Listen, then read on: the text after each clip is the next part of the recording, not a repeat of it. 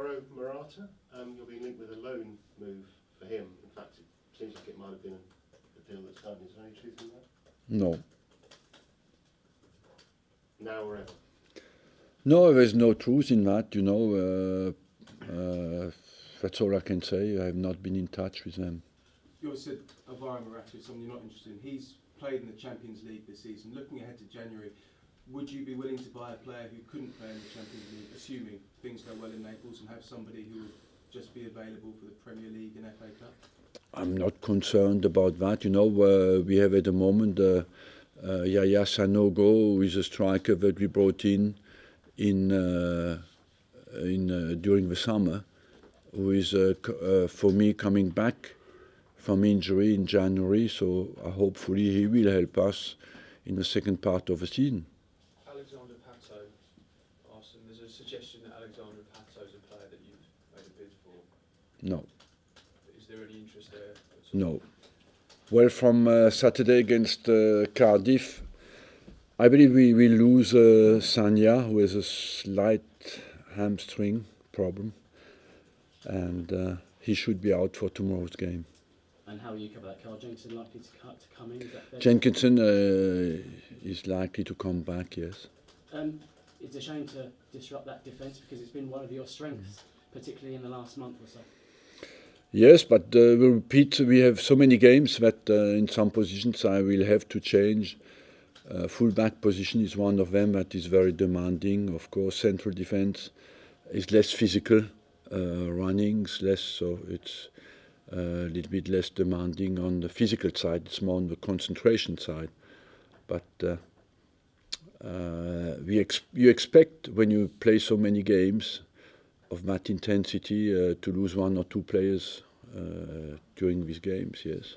And are we into this part of the season where rotation is important everywhere on the pitch, because you've got 2 games a week now, and could you give us your overall thoughts on how you will rotate? I rotate considering the level of fatigue. We have some indications, my eyes, some objective data, and as well, of course, some positions who are more demanding on the physical front than others. And just lastly, you played a newly promoted side at the weekend and won. You've got another one coming up at Emirates Stadium. How do you assess Hull so far in this campaign? They've done very well. They look to play in a very positive way. They have nothing to lose when they come to us, and they've just beaten Liverpool in a very convincing way. So we are lucky at the moment. We get good warnings. You know, we had a good warning before we went to Cardiff, and you have another good warning from Hull's performance against Liverpool. Arsene, I understand there's some encouraging news regarding Lucas Podolski. Yes, Lucas Podolski should be back in normal training after the Hull game. And how long then before he can feature? Well, then he will be available. What he lacks now is competition. But you would say it will take at least a week with the normal training to consider him fit for the squad. The bookies now say that the title is a 3-horse race, Manchester City, Chelsea and yourselves. Would you agree with that? And do you think the league as it is now is beginning to take shape?